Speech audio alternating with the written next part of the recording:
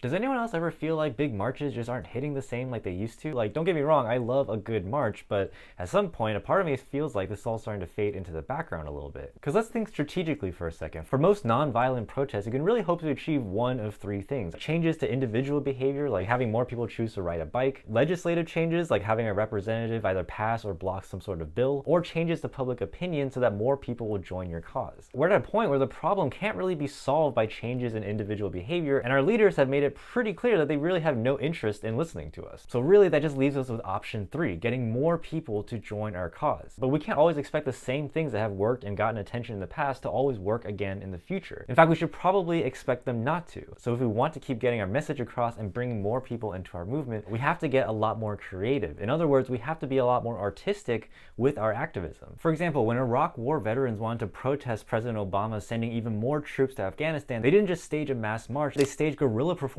across America to show regular citizens just how scary and dehumanizing the US military occupation was. Veterans would dress in their military uniforms, patrol around a public place, and then would violently arrest a volunteer that was pretending to just be a regular bystander. And obviously these were really scary scenes to see in a place like a shopping mall, but it was super effective in getting people to think about the war again. And really that's what artistic activism is all about. Art is able to take complex issues and translate them into a form that can connect with people emotionally, which is where most people's political opinions are formed in the first place.